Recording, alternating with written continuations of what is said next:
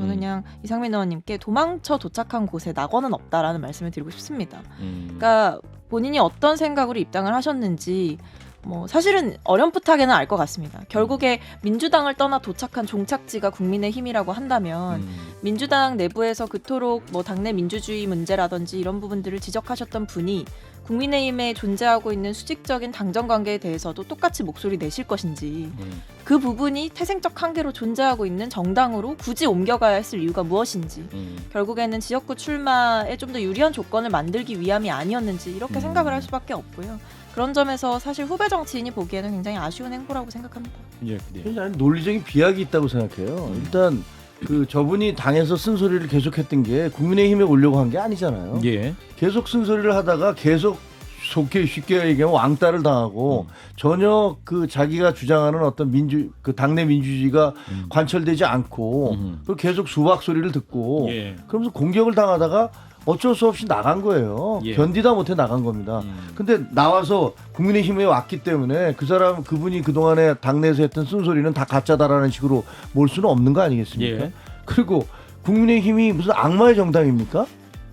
아니 민주당에서 국민의힘으로 오면은 그게 무슨 죄악이에요? 아니 사실 잘 납득이 되지는 않지 않습니까? 아니 왜 납득이 안 되니까 전 너무 납득이 안 되는데. 위원장님 갑자기 민주당으로 가라고 하시면 안 가실 거잖아요. 아니죠. 제가 만약에 그만큼 당을 바꾸는 건 정치인한테 너무 큰일이지 않습니까? 아니. 한동훈 비대위원장, 더불어서 인재영입위원장이기도 한데 오늘 오전 국회에서 전직 장초관 4명, 국민인재 2명을 총선 인재로 영입한 환영식이 있었습니다. 그래서 두 번째 직감은 한동훈 국민의힘 인재영입, 당내 새바람을 불게 할까인데, 자 일단은 어떻게 판단하십니까? 일단은 그 인재영입 외에도 오늘 새롭게 영입된 분, 민주당을 탈당한 이상민 의원도 함께 오늘 합류를 하게 됐는데 어떻게 평가하시는지 김재호 의원부터 말씀 주시죠. 이상민 의원님은 뭐 어떻게 말씀드려야 될까요? 저는 사실은 우리 당으로 오라고 계속 본인한테 얘기를 했어요. 예. 작년부터 한 6개월 정도 된 것 같은데. 그리고 저 당 쪽에도 이상민 의원 같은 분을 우리 당이 영입을 하는 게 좋겠다라는 그런 메시지를 전달을 했고요. 예. 그래서 작년 12월 달에 그 다른 방송국에서 만났을 때도 뭐 조만간에 본인이 결단하겠다 그러시더라고요. 예. 그래서 하여튼 함께 일하고 싶다라고 했더니 뭐 굉장히 긍정적으로 말씀을 해주셔서 사실 어저께도 통화를 했거든요. 가장 큰 역할을 하신 게 김종혁 그건 비대위원장이었습니다. 아닙니다. 본인이 그 당에 대한 어떤 환멸이라든가 이런 것들이 예. 굉장히 강했기 때문에 그분이 뭐 누구 말 듣고 하시는 분 아니잖아요. 예. 본인의 의사 결정이지만 어쨌든 그 어제 이제 같이 그 당으로 들어오신다고 해서 통화를 했더니 예. 이제 자기도 최선을 다하겠다. 그리고 대한민국이 좋은 나라가 되도록 하는데 일익을 담당하겠다. 그렇게 얘기를 했습니다. 그래서 서로 협조해서 잘 해나가자 이렇게 얘기를 했는데 저는 뭐 그동안에 이상민 의원이 보여줬던 그런 모습들 그런 것들 그리고 또 당에서 이상민 의원에 대해서 가해졌던 그런 어떻게 보면 정신적인 뭐 테러 이런 것들을 따지면 뭐 오는 것 너무나 당연하지 않나 이렇게 생각이 들어요. 예. 장 변호사님 말씀 주시죠. 왜냐하면 당내 쓴소리를 당 안에 계시면서 했을 때는 의미가 있었죠. 고개가 예. 끄덕거려지는 부분도 있고. 근데 결론이 국민의힘 입당이었습니다. 또 일성이 국민의힘 총선 승리를 견인하겠다라고 했어요. 그렇다면 본인이 당에서 하셨던 그런 비판이 다 퇴색하는 겁니다. 결국에는 국민의힘 반대 정파에 들어가시려고 했던 말씀인가? 라고 역으로 갸우뚱하게 되는 부분이 있는 거죠. 정치인의 이게 행보로서 정답인가라는 생각이 들어서 좀 아쉽습니다. 예, 저 관련 영상을 또 준비했는데요. 잠깐 듣고 계속 이어가겠습니다. 호랑이 잡으러 호랑이 굴에 들어온다라고 저 자신은 그렇게 다부진 생각으로 입당을 하게 되었습니다. 국민의힘이 그 국민과 국가의 발전을 위해서 더 그 윤석열 정부가 성공하고 또 그 이후 정권 재창출이 될 수 있도록 그러려면 당장 이번 총선에 그 국민의힘이 원내 1당이 돼야 되지 않겠습니까? 과반이. 예, 자 이상민 의원의 입당 소감 중에 하나였습니다. 호랑이를 잡으러 호랑이 들어온다는 다부진 생각으로 입당했다. 호랑이는 누구죠? 글쎄요, 뭐 근데 저는 이분이 뭐 호랑이를 잡겠다라는 생각으로 호랑이 굴에 들어갔다라고 하시는데 예. 근데 뭐 이상민 의원께서 그동안 어떻게 보면 되게 쓴소리를 하시는 캐릭터였잖아요. 예. 그래서 저는 그게 되게 궁금했어요. 국민의힘에 가서도 그렇게 하실 수 있을까? 음. 그렇게 하실까? 그래야만 이 사람은 뭐 당과 상관없이 원래 그런 소신대로. 성향을 가지고 있는 그런 음. 철학이 있는 사람인가 보다라고 생각할 수 있었을 텐데 예. 제가 어떤 인터뷰를 보니까 이제 김건희 여사 명품백 수수 논란에 대해서는 또 갑자기 침묵을 좀 하시더라고요. 그러니까 이제 뭐 국민의힘 새내기라서 얘기하기가 좀 애매하다라는 식으로 말씀을 하시는 걸 보면서 이렇게까지 태세 전환이 빠를 수가 있나라는 생각도 참 많이 했었고 예. 그러니까 저는 한 말씀만 드리고 싶어요. 그냥 뭐 정말 절제 없이 강하게 비판하고 이러기보다는 저는 그냥 이상민 의원님께 도망쳐 도착한 곳에 낙원은 없다라는 말씀을 드리고 싶습니다. 그러니까 본인이 어떤 생각으로 입당을 하셨는지 뭐 사실은 어렴풋하게는 알 것 같습니다. 결국에 민주당을 떠나 도착한 종착지가 국민의힘이라고 한다면 민주당 내부에서 그토록 뭐 당내 민주주의 문제라든지 이런 부분들을 지적하셨던 분이 국민의힘에 존재하고 있는 수직적인 당정 관계에 대해서도 똑같이 목소리 내실 것인지 그 부분이 태생적 한계로 존재하고 있는 정당으로 굳이 옮겨가야 했을 이유가 무엇인지 결국에는 지역구 출마에 좀 더 유리한 조건을 만들기 위함이 아니었는지 이렇게 생각을 할 수밖에 없고요. 그런 점에서 사실 후배 정치인이 보기에는 굉장히 아쉬운 행보라고 생각합니다. 저는 논리적인 비약이 있다고 생각해요. 일단 그 저분이 당에서 쓴소리를 계속했던 게 국민의힘에 오려고 한 게 아니잖아요. 예. 계속 쓴소리를 하다가 계속 쉽게 얘기하면 왕따를 당하고 전혀 그 자기가 주장하는 어떤 그 당내 민주주의가 관철되지 않고 그리고 계속 수박 소리를 듣고 예. 그러면서 공격을 당하다가 어쩔 수 없이 나간 거예요. 예. 견디다 못해 나간 겁니다. 근데 나와서 국민의힘에 왔기 때문에 그분이 그동안에 당내에서 했던 쓴소리는 다 가짜다라는 식으로 몰 수는 없는 거 아니겠습니까? 예. 그리고 국민의힘이 무슨 악마의 정당입니까? 아니 민주당에서 국민의힘으로 오면은 그게 무슨 죄악이에요? 아니 근데 사실 잘 납득이 되지는 않지 않습니까? 아니 왜 납득이 안 되니까 전 너무 납득이 안 되는데. 위원장 갑자기 민주당으로 가라고 하시면 안 가실 거잖아요. 아니죠. 제가 만약에 그만큼 당을 바꾸는 건 정치인한테 너무 큰일이지 않습니까? 아니 그러니까 제 얘기는 아까 말씀드린 대로 이분이 당내에서 그렇게 그 공격을 당하다가 쓴소리를 하다가 공격을 당하다가 이거 도저히 안 되겠다라고 생각해서 나와서 반대당으로 간 것을 악마화하면 안 되는 거고 두 번째로 이분이 처음에 와서 저는 어떻게 생각하냐면요. 이분 제가 그동안에 몇 년 동안 알고 지낸 바로는 분명히 우리 당에 와서도 쓴소리 세게 하실 거예요. 지금 당장 오자마자 그렇게 얘기를 못하고 있는 것이 저와 사적인 자리에서 얘기하면 별 얘기도 다 하세요. 근데 이분이 제가 안 하실까? 제가 보기에는 분명히 조금 시간 지나면 이거 이렇게 해야 됩니다. 저렇게 해야 됩니다. 얘기하실 거예요. 근데 아니 여기서 탈당해서 이 당으로 왔는데 오자마자 막 당을 공격을 할 수 있겠어요. 그건 현실적으로 좀 불가능한 얘기잖아요. 그래서 지금 당장 그러지 않으니까 뭐 이 사람 뭐 왜 민주당에 있을 때는 그렇게 하다가 이 당에 와서는 가만히 있어라고 얘기하는 건 너무 무리한 요구다. 좀 기다려 보시라 이렇게 얘기하고 싶습니다. 근데 일단 예, 사실 박선민 최고? 여야로 나뉘어서 가장 극한 대치를 했던 당이잖아요. 국민의힘과 민주당의 관계라는 그렇죠. 거는 사실 양극단의 정치라는 말을 우리가 참 많이 쓰는데 그 정도로 사실은 정말 대차게 싸우고 있고 치열하게 다투고 있고 그리고 정치적인 노선의 면에서도 민주당에서는 어쨌든 윤석열 정부의 여러 정책들에 대해서 그 방향에 동의할 수 없는 것이고 윤석열 정부를 비롯해서 국민의힘 인사들은 과거 문재인 정부의 정책 기조라던가 민주당이 주장하는 정책과 입법 사안에 대해서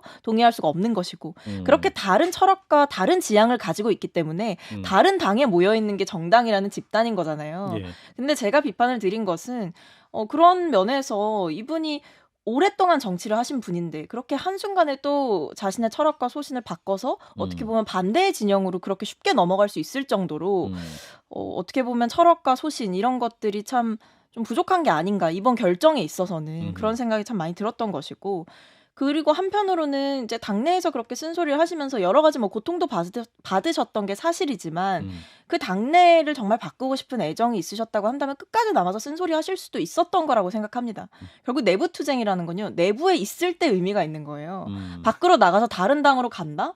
밖으로 나가 다른 당으로 가서 거기서 뭔가를 누리려고 한다? 그러다 갑자기 본인이 속했던 정당을 다시 비판한다?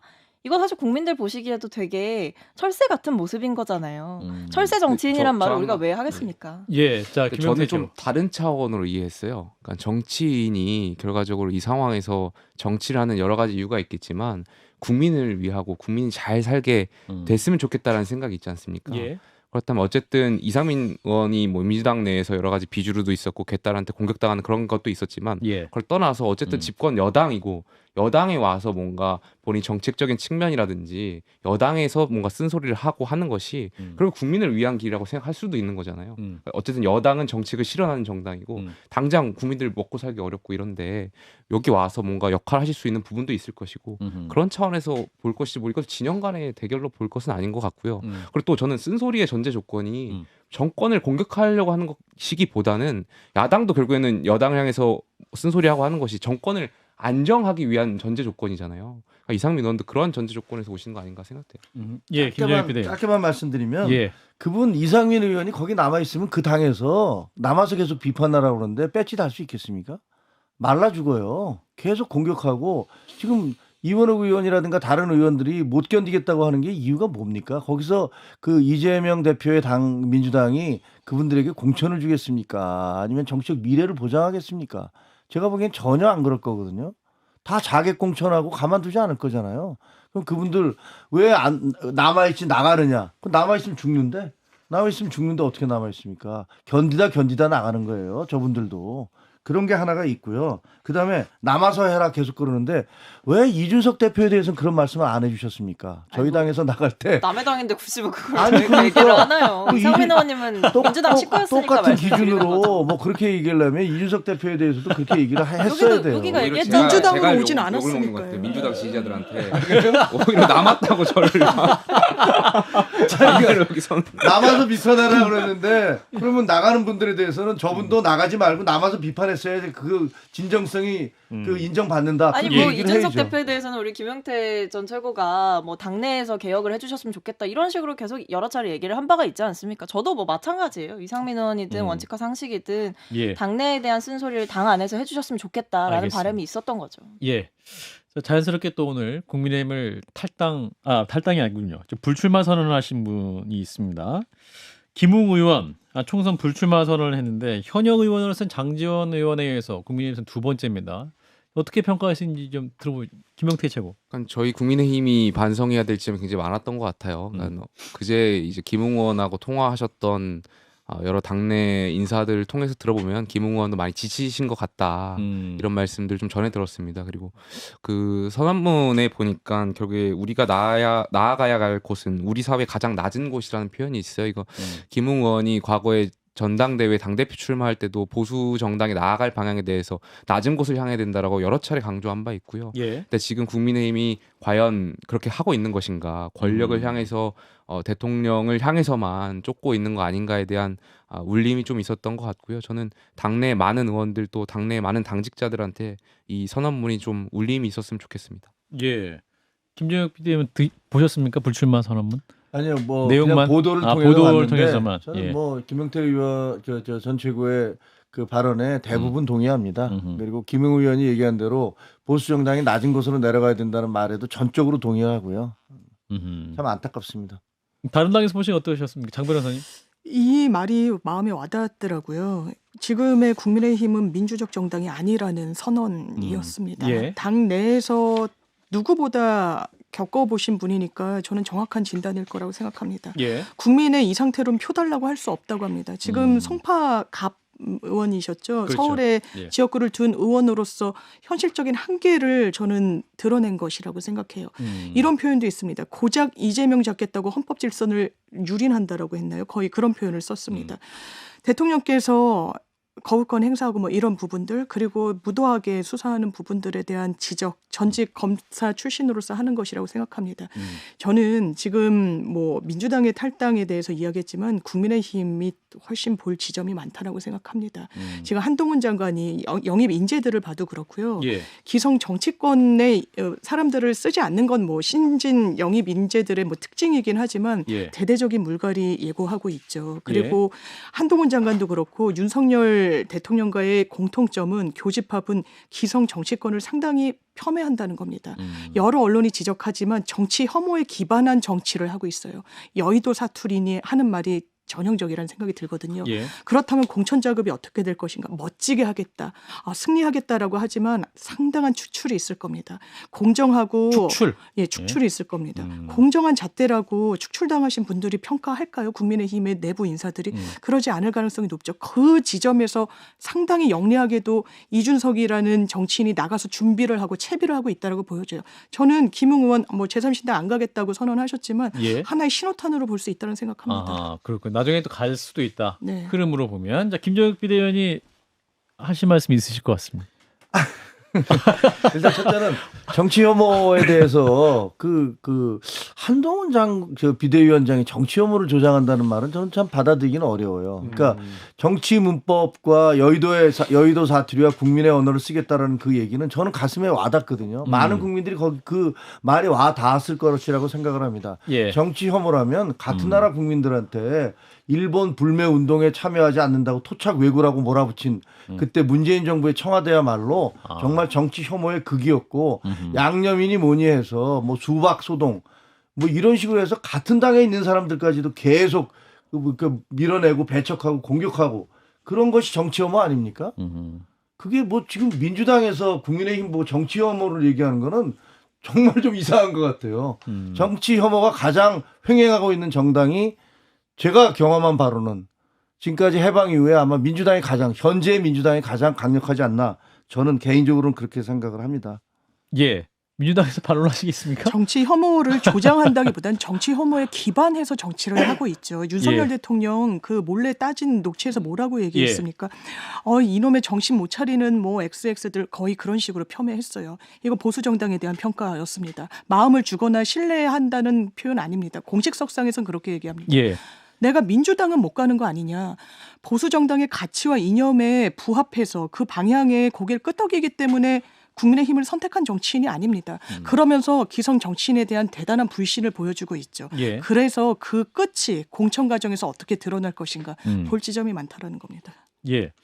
자, 한동훈 비대위원장이 인재영입 얘기를 했는데 인재영입 된 분은 한 분도 언급을 안 해가지고 그 박문규 전 산자부 장관, 정황근 전 농림축산식품부 장관, 김한섭 전 기재부 2차관, 이기순 전 여성가족부 차관, 정성국 전 교총회장, 박상수 변호사 6분인데 그래도 두 분만 짧게 논평을 주시죠. 우리 김용태 전 최고랑 우리 박성민 전 최고가 짧게 인재영입에 대해서. 인재 영입은 메시지라고 저는 생각해요. 예. 일단 그 정성국 전 교총회장이나 박상수 변호사가 상징되는 부분은 교육에 대한 부분이잖아요. 예. 앞으로 한동훈 비대위가 이제 교육에 대한 정상화 부분을 좀 건드리겠다. 그리고 윤석열 정부가 교육 개혁을 굉장히 강조했잖아요. 그렇죠. 그래서 여기에 대해서 같이 가는 인사인 것 같고요.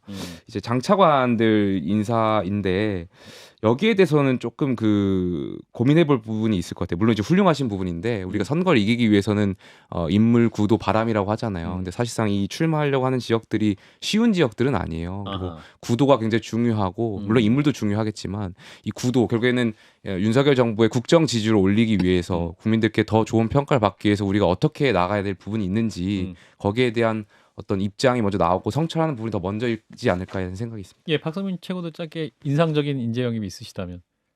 한동훈 비대위원장의 팬클럽 회원이 인재 영입이 된 게 저는 인상이 깊었습니다. 그 변호사 박상수 변호사. 하신 분. 그 팬클럽인 건 팩트예요? 그렇다고 하더라고요. 언론 보도에 나온 박상수 변호사라는 닉네임으로 활동하시기도 하셨고 뭐 그런가요? 여러 SNS, 그러니까 본인의 SNS 계정에다가 이제 한동훈 비대위원장에 대한 굉장한 호평 일색의 글을 많이 쓰셨던 분이라고 하던데 예.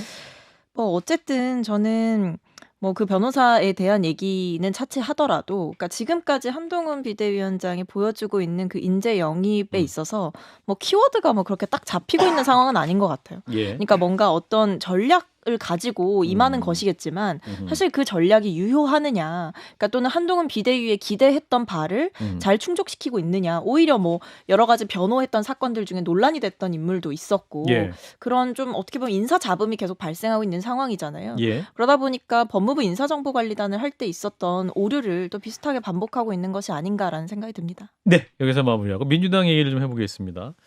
자, 이낙연 전 대표가 오는 11일 목요일이죠. 국회 탈당 기자회견을 할 예정이다라는 보도가 나와 있습니다. 그래서 탈당 초읽기에 들어간 이낙연 전 대표 빅텐트를 세울 수 있을까라는 그런 질문을 세 번째 질문으로 마무리하겠습니다. 문재인 전 대통령 야권 통합을 당부를 했음에도 불구하고 이제 탈당 수순으로 갈 것 같아요. 이 부분 어떻게 보시는지 민주당부터 그 말씀 주셔야 될 것 같은데요. 예, 장 변호사님. 사실 이재명 대표 필습 사건으로 예. 그 계속 추진 중이던 거에 제동이 걸린 것이었지만 그대로 하겠다는 거죠. 이제 시간만 주춤했을 예. 뿐이라는 것이고요. 그렇다면 탈당 기자회견을 할 때 어떤 게 첫 일성으로 나올 것인가? 저는 김대중 대통령 그 탄생 100주년 예. 기념 행사에서 기자들 앞에서 서서 하신 말씀에 힌트가 있다라는 생각이 듭니다. 양당 체계에서 국민들이 질식할 것 같다라고 하는데요. 정확하게는 이낙연이라는 정치인은 양당 체계 속에서 성장해온 정치인입니다. 거기서 총리도 하시고 전직 대표도 하셨고요. 5선도 하셨고요. 그때는 양당 체계에 대한 문제의식 저는 제기하는 거 본 적 없습니다. 이제 와서 총선 앞두고 본인이 처음에 언론 통해서 했던 그 워딩, 전후에 쓰러진 시신 위에서 응원가를 부를 수 없다라는 말, 정확하게 본인의 정치적 스탠스를 정하게 된 계기가 됐던 말이라고 생각합니다. 예. 그렇기 때문에 명분이 없다, 대의가 아니다라는 평가를 받는 거라는 생각이 들고요.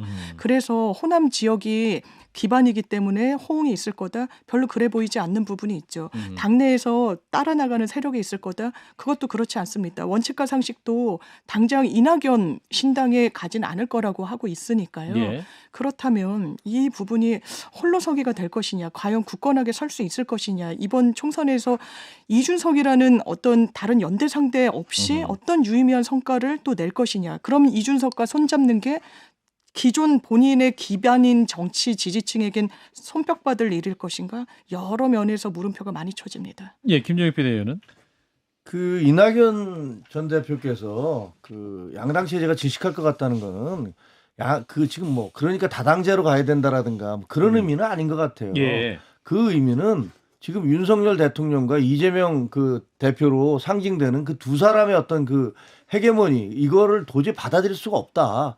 그런 말씀을 하시는 거라고 생각을 해요. 정당 예. 체제의 문제가 아니라. 근데 지금 보면 이제 그런 거 있잖아요. 이재명 대표의 개딸 정치에 대해서는 이 그 이낙연 그 전 대표가 우리는 면역 체계가 뭐 상실을 해버렸다. 바이러스가 침투해도 뭐 도저히 견딜 수 없는 그런 당이 돼버렸다고 예. 여러 차례 얘기하고 이건 민주정당이 아니라고 얘기를 하셨잖아요. 예. 그리고 또 뭐 민주당 그 분이니까 뭐 윤석열 정부의 어떤 수직적인 당정 관계에 대해서는 뭐 그것도 비판을 하시는 거겠죠. 그래서 그 모두를 그 두 가지 다를 자기는 받아들일 수 없다라고 생각하시는 것 같고 그래서 나가시는 것 같은데요. 글쎄요, 나간 다음에 이게 어떤 정도의 파장을 일으킬지는 솔직히 잘 모르겠어요. 근데 앞으로는 이제 그 몇 달 사이에 굉장히 많은 변수와 변화가 있을 거거든요. 그냥 지켜보도록 하겠습니다. 예, 사실은 이낙연 전 대표가 이제 나가서 이 빅텐트의 그 범위가 어느 정도 될 것이냐. 이를테면 뭐 양양여자 대표, 뭐 이준석 전 대표, 뭐 금태섭 대표까지 확장될 수 있을 것이냐 이 부분인데 김용태 전 총은 어떻게 보세요? 일단 이제 빅텐트라는 말이 요즘 많이 나오고 있는데 아직까지 빅텐트는 아닌 것 같고 이제 A형 텐트라든지 사방에 좀 뚫려 있는 캐노피 텐트 이게 좀 보이는 것 같고요. 예. 그러니까 이게 그 합쳐지는 게 굉장히 어려운 것 같아요. 그러니까 일단 첫 번째로는 신당이라는 것이 새로운 정치, 양당제가 아닌 정말 다당제에 많은 국민들의 의사를 담겠다라는 새로운 정치 실험을 하기 위한 정당인데 현실적으로 역설적인 상황이 발생할 수밖에 없는 게 결과적으로는 낙천되는 현역 의원들이 함께할 수밖에 없다는 기대감이 또 있는 것 같아요. 그렇죠. 그러다 보니까 이게 과연 새 정치냐에 대한 비판이 있을 수밖에 없는 것 같고 결국에 역설적인 상황들이 있는 것 같아요. 그리고 두 번째로 아마 이 빅텐트를 치게 된다면 오늘도 뭐 계속 많은 언론에서 다뤘지만 비례대표 결정권 가지고 아마 충돌이 있을 수밖에 없을 거예요.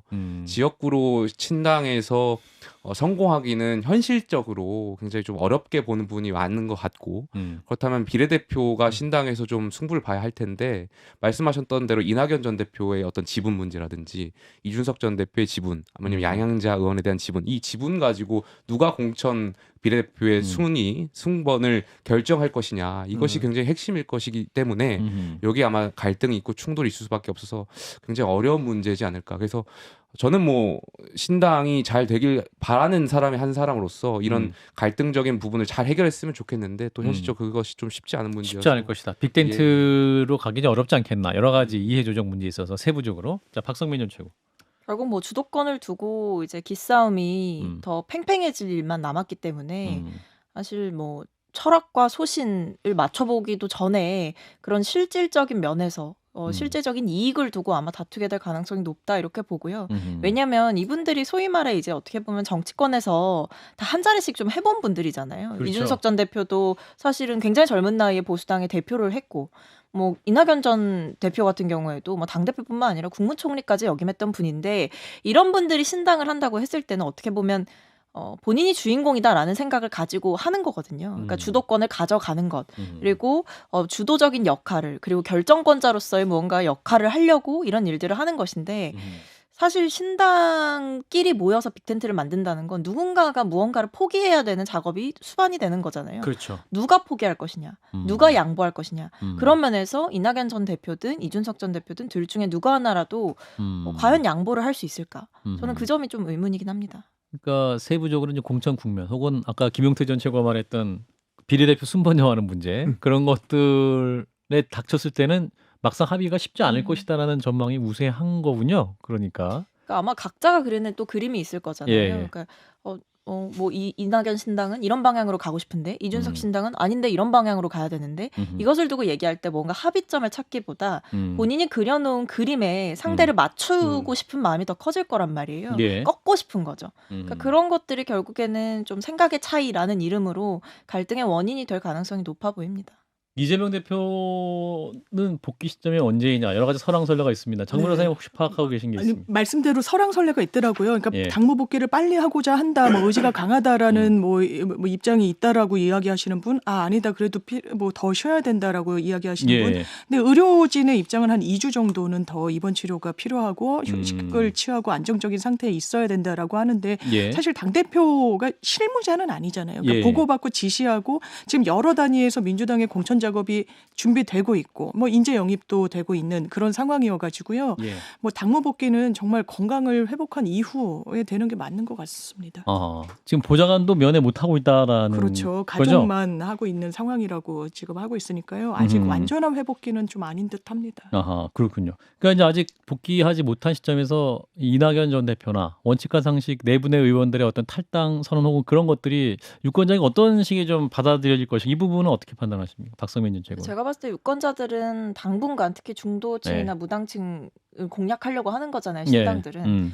근데 오히려 그런 그 유권자층은 선택을 유보할 가능성이 훨씬 더 높지 않나 싶어요. 지금 국면에서는. 그런가요? 왜냐하면 뭐 물론 이제 신당이 창당되는 그 물리적인 과정에도 시간이 좀 걸리는 거고 또 한편으로는 신당이 만들어진다라는 얘기는 우후죽순 많아지고 있는데 그리고 뭐 누가 신당을 만들 거다 이런 얘기는 많은데 뭘 할 거다. 라는 거는 사실 잘 안 보이잖아요. 비전이나. 네. 아니면 뭐 정말 뭐 민주당 싫어, 국민의힘 싫어, 뭐 이거 말고는 사실 아직 구체적으로 보여지고 있는 게 지금 단계에서는 잘 보이지 않아서 유권자들 입장에서는 뭐 저런 움직임이 있구나 정도의 평가를 하면서 유보적인 입장을 취하시지 않을까 싶습니다. 김명세 전 최고. 저도 비슷하게 생각하고요. 아무래도 지금 뭐 여러 가지 취재를 어떤 기자들의 입장을 들어보면 그렇게 원칙과 상식과 이낙연 신당 간에 좀 갈등이 있는 것 같이 보여요. 원칙과 신당에 같이 함께하는 분들이 이낙연 신당으로 가려고 한다면 좀 견제하려고 하는 측면도 있는 것 같고. 근데 물론 이제 총선을 앞두고 이게 전략일지 잘 모르겠습니다. 창당하고 다시 합쳐질 수 있을 것 같기도 해서 좀 지켜봐야 될 것 같습니다. 앞으로 4개월간 굉장히 많은 일이 있을 것으로 예상이 되는 한국 정치의 모습입니다. 자, 방송 초반에 말씀드린 것처럼 우리 박성민 전 더불어민주당 최고위원 그리고 김용태 전 국민의힘 최고위원 두 분이 이제 오늘 한판 직감 출연이 마지막이시고 이제 총선 출마 채비에 최선을 다하실 예정이죠. 청취자들과 인사 나눌 시간. 자, 15초씩. 자, 우리 김용태 전 최고. 한판 승부는 현실 정치와 이상 정치에 좀 갈등이 있었던 것 같아요. 한판 정치의 모토가 진영을 넘어 공감으로잖아요. 근데 오늘도 저희가 진영 속에서 대립을 계속했던 것 같아서 청취자분들께 송구한 마음은 좀 있고요.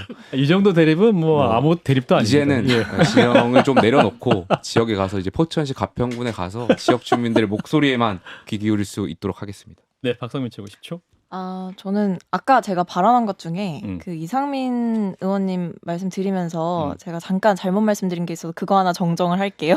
그 김건희 여사 관련된 명품백 의혹에 대해서 말을 아낀 게 아니라 특검법에 대해서 말을 아꼈다라는 말씀 드리면서 그동안 너무나 감사했다라는 말씀 먼저 드립니다. 두 분 고맙습니다. 감사합니다. 감사합니다. 좋아요, 구독, 알림 설정.